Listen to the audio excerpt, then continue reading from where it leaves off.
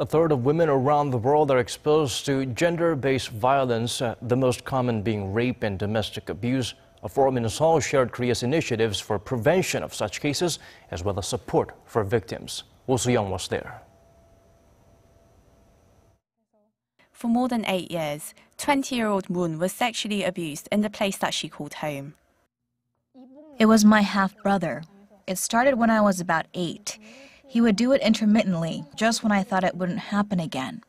I wasn't ever going to tell anyone.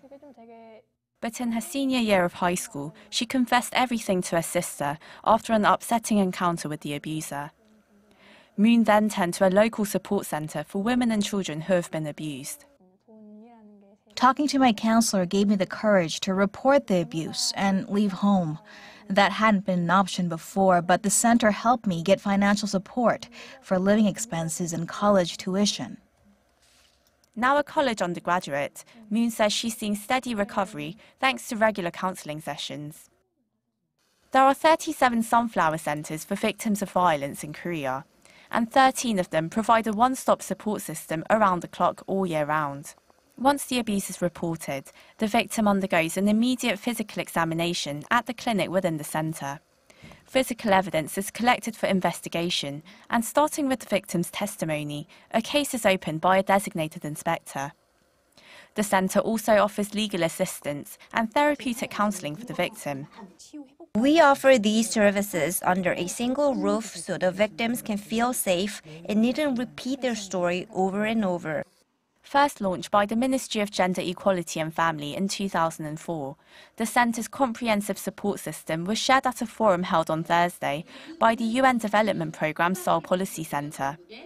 Experts from 12 countries gathered to discuss how to root out gender-based violence, ranging from rape and domestic violence to sex trafficking and genital mutilation, affecting 1 in 3 women around the world. It has to do with mindset, it has to do with patriarchal norms in various societies. So it is not something that can easily be tackled.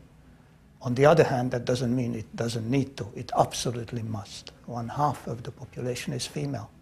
And you really need to do something about having their rights respected and having their capabilities realized.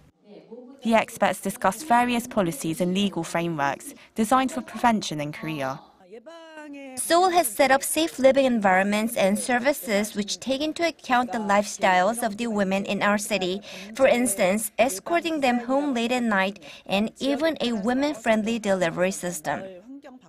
Korea's active civic community was also seen as playing a key role.